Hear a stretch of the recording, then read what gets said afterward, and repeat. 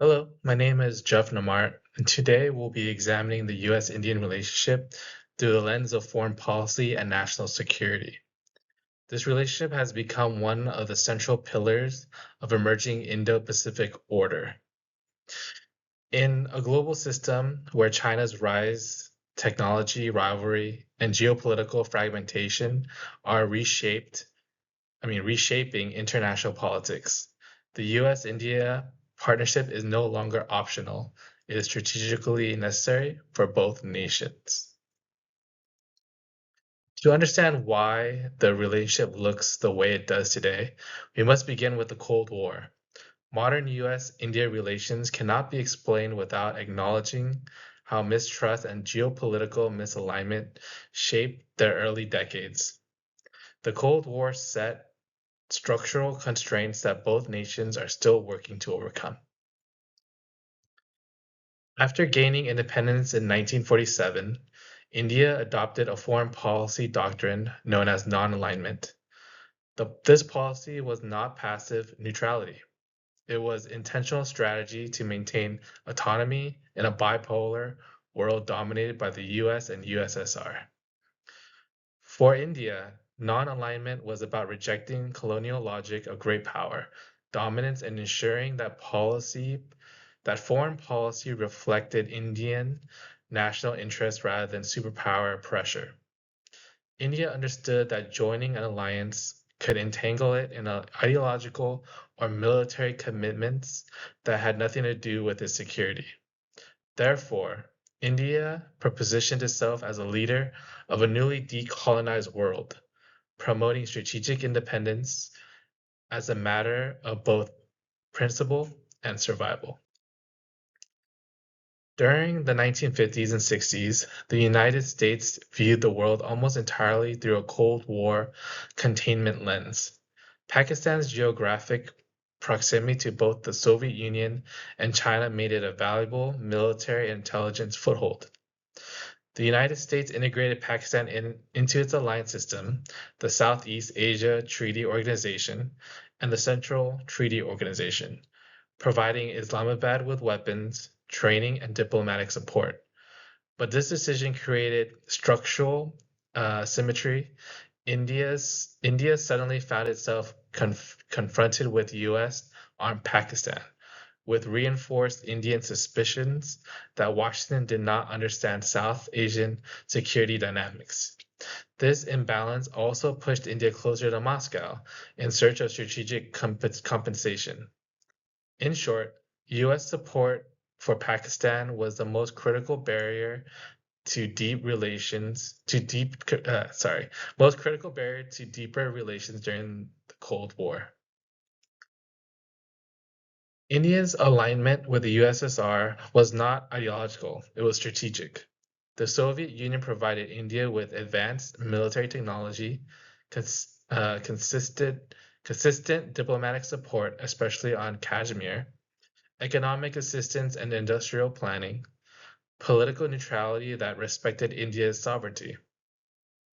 And in 1971, the Indo-Soviet Treaty of Peace, Friendship, and Cooperation formalized this partnership at the height of India-Pakistan War. To Indian leaders, Moscow was a reliable counterweight to both the US-Pakistani axis and China's growing support for Pakistan. This triangular relationship, the US with Pakistan, India with Moscow, effectively froze US-India cooperation for decades. The 2005 Civil Nuclear Agreement marked a historic turning point in bilateral relations.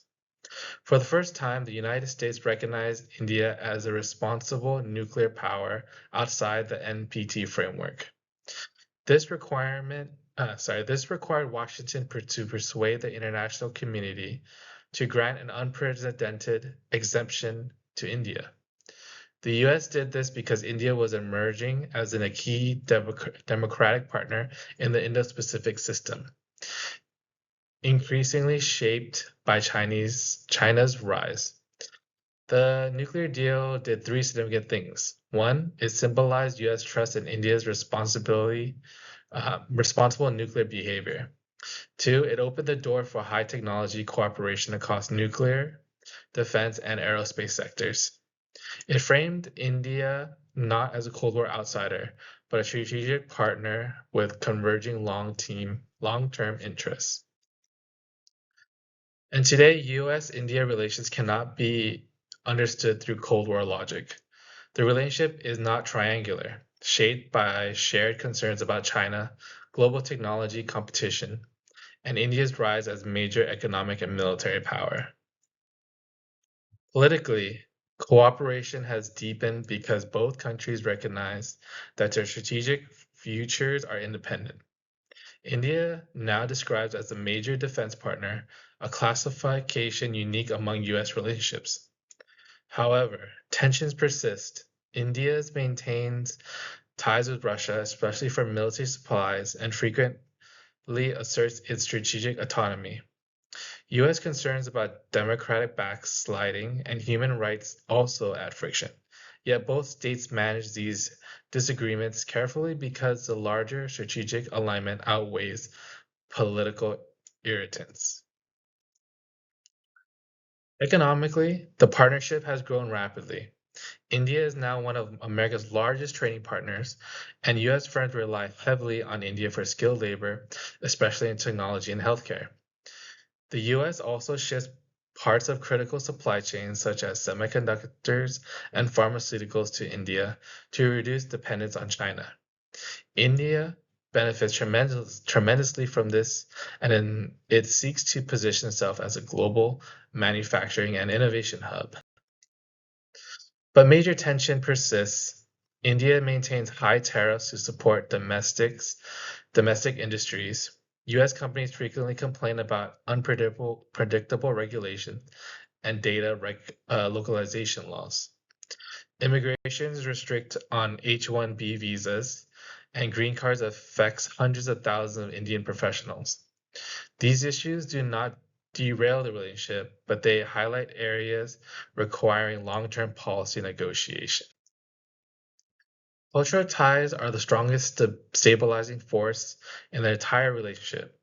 The Indian American community has become a bridge of innovation, education, and entrepreneurship between two countries. India leads. India is a leading source of foreign students in the United States. Cultural exchange through film, TV, and food, and technology creates a foundation of mutual familiarity that shapes public opinion in both countries. Still, cultural tensions exist. Some Indians worry that Western cultural influence undermines traditional values. Indian Americans have faced discriminations and stereotyping, especially after 9/11 and during periods of racial tension in the US. Meanwhile, US media often frames Indian politics in a way that Indian audiences perceive a bias or ununiformed. Perceived as unbiased or ununiform. These debates shape perception, but they have not weakened the overall partnership. National security is where the US-Indian relationship has transformed most dramatically. What was once a relationship defined by mistrust is now anchored in shared concern about China's expansion across the Indo-Pacific. India and the US now conduct more joint military exercises with nearly any other partner. The Malabar naval exercise is particularly significant because it reflects deepening maritime coordination between Japan and Australia. China's actions, whether along the Himalayan border or in the Indian Ocean, have solidified this cooperation. India increasingly sees the US as an essential partner for maintaining balance in Asia. Defense sales are not just purchases, they are political statements. India's acquisitions of US drones, helicopters, surveillance systems signal a long-term shift towards integration. Joint research under the transforming the relationship utilizing strategic technology or trust framework covering AI, quantum, 5G and 4G, space, and semiconductors position both countries to shape global technology standards in a world where technology primacy is tied to national power. This cooperation is strategically transformative. The intelligence relationship is deeper than politically acknowledged. Under Communications Compatibility and Security Agreement and Basic Exchange and Cooperation Agreement, India receives encrypted communication and real-time geospatial intelligence. This allows India to track Chinese aircraft, ship, and troop movements. These agreements mark the first time India has allowed such deep operational integration with a foreign power, highlighting the scale of strategic trust. The US and India increasingly coordinates with global institutions because both want to shape rules, especially in the Indo-Pacific, in ways that reflect democratic principles. The Quad, organized by the US, Australia, and Japan and India, has become a central platform for maritime security, health cooperation, and supply chain resilience in the Indo-Pacific. The US strongly supports India's bid for a permanent seat at the UN Security Council, recognizing that India's presence is essential for legitimacy of global governance. Currently, China is India's only opposition, preventing India from having a permanent seat. In India's G20 presidency in 2023, chaired by the Prime Minister of Narendra Modi, demonstrated its ability to bridge divides between the global north and global south. A key achievement was the African Union's permanent membership in the G20, significantly amplifying the voice of the global south. The presidency also successfully hosted over 200 meetings across India, promoting domestic pride and global collaboration, as seen as having strengthened India's position as a global leader. Major outcomes on sustainability, development, climate finance, and digital public infrastructure. Tensions, however, remain. India often abstains on resolutions involving Russia. It maintains policy independence in multilateral forums and political clashes with the US and the WTO over agricultural trade rules, preventing the US having direct competition with Indian farmers. India does not join Western sanctions regimes and resists being framed as part of a formal US-led alliance system. These differences reflect India's desire to uphold multipolarity rather than bipolar competition. Given these interests and tensions, the next logistical question is, what should the future strategy look like? It must be it must be comprehensive, structured, and rooted in concrete actions, not slogans. China's rise presents a shared strategic challenge. A US-India deterrence strategy must integrate naval, cyber, intelligence, and technological components. The goal is to contain and not provoke China, but make aggression from China too costly. To accomplish this goal, we would first increase US presence in the Himalayas and the Indian Ocean through annual military exercise. This doesn't mean permanent US bases on Indian soil, which India would reject. Instead, it means regular US participation in high altitude exercise with Indian forces near Himalayan region, focusing on logistics, mountain warfare, and airlift.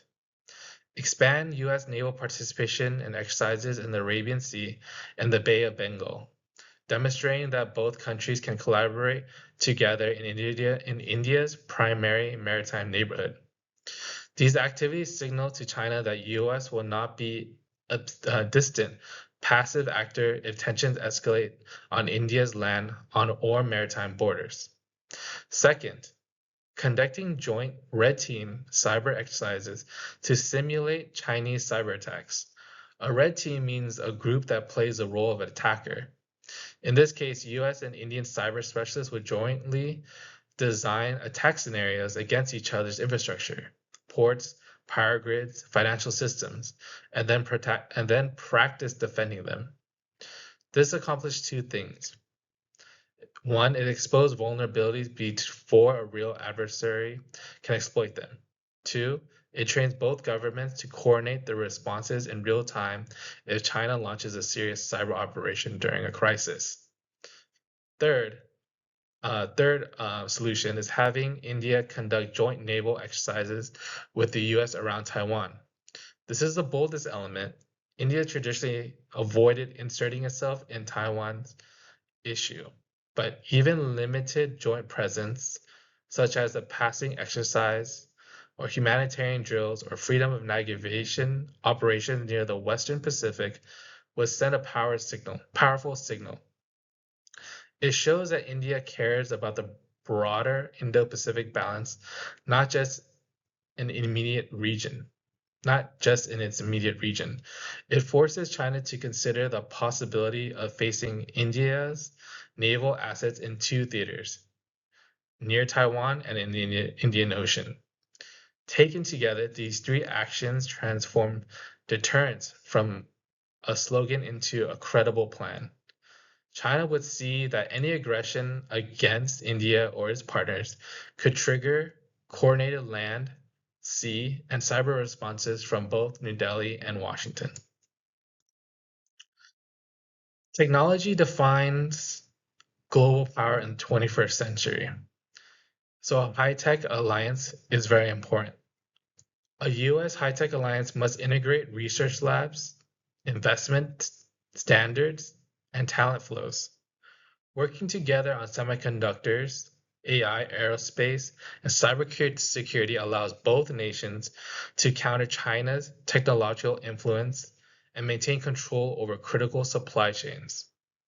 We would accomplish this by first creating US-India semiconductor research centers as partner universities with shared labs and common standards.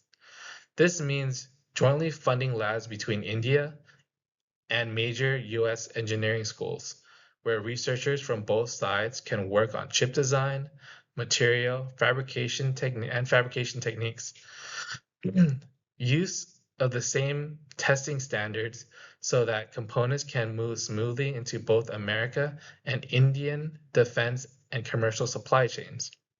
Train a pipeline of engineers familiar with both systems reduces the dependency on Chinese linked chip manufacturing in the long term. This isn't just an academic cooperation, directly supports national security by securing the supply of advanced chips needed for weapons, communications, and AI systems. Second, establishing a US-Indian AI Council focusing on defense, policing, and surveillance standards. The idea here is not to simply do AI together, but write the rules on how AI is used, and especially in military decision making, in law enforcement tools like facial recognition, in surveillance systems that must balance security with civil liberties.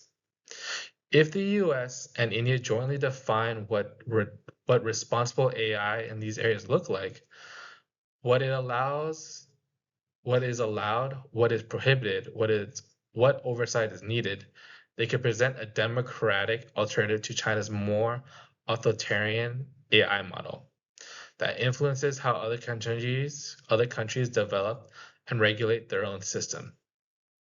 Third, create a fast-track visa system for researchers in AI, quantum, aerospace, and cyber. This is the human capital side of alliance. Ideas don't move without people, and right now, immigration and visa barriers are slow cooperation. Visa barriers are slows cooperations. A fast-track lane for visas would let top scientists and engineers move between the two countries quickly for joint projects, conferences, and lab exchanges. Encourage long-term collaborations such as co-advised PhDs or multi-year fellowships. This reduces the temptation for this talent to be absorbed into China and other rival ecosystems. In combination with these three steps, joint chip research centers, an AI Standard Council, and a fast-track talent pipeline turns the high-tech alliance into an operational reality. This ensures that the US and India Indian capabilities reinforce each other and keep both countries ahead in the technologies that will define military and economic power in the 21st century. And in conclusion, the US-India relationship is no longer defined by Cold War mistrust or limited cooperation, but the next phase must move forward beyond symbolic rhetoric and evolve into an action-based strategic framework. This means planning together, investing together, innovating together, and shaping global norms together. If the US and India takes these steps, they will not only strengthen their own national security, but also help stabilize the Indo-Pacific and support a more inclusive, balanced international order. In many ways, the US-India partnership will be one of the defining bilateral relationships of the 21st century.